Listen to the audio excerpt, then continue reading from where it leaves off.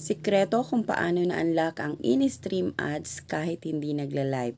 Please follow and share po bago ang lahat para naman po maraming makakita at makaalam ng sikretong ito. Never po ako nag-live kasi nahihiya po akong pakita yung aking mukha, tapos may mga nagko-comment, may mga nanonood, hindi ko po carry yon.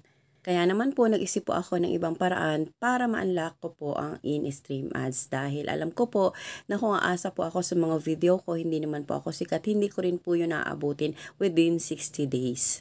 Medyo kinakabahan ako kasi baka ma-restrict ako dito sa gagawin ko, pero i-share ko pa rin po sa inyo for your sake.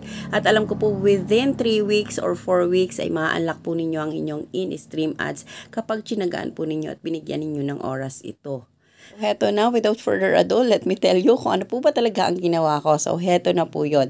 Meron po akong 2 laptop, tapos cellphone ko, cellphone ng nanay ko, cellphone ng asawa ko, at kapag gabi po, pag uwi ko, galing trabaho ay sabay-sabay ko pong pinapanood.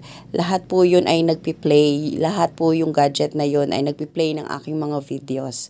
Siyempre pa, salamat din sa aking mga in-laws. Kinausap ko po kasi yung aking bianan na kapag hindi sila busy ay i-play nila ang aking mga videos kasi makakatulong po yun para madagdagan ang aking minutes viewed. Better po na ang inyong ipi-play ay yung mga reels kasi nag-uulit-ulit po siya, hindi po siya agad-agad humihinto. Unlike po sa long form video, kapag yun po ang inyong plinay, pag yun po ay natapos, lilipat na po yun sa ibang video and sometimes ililipat ito sa ibang content creator na po or sa ibang content.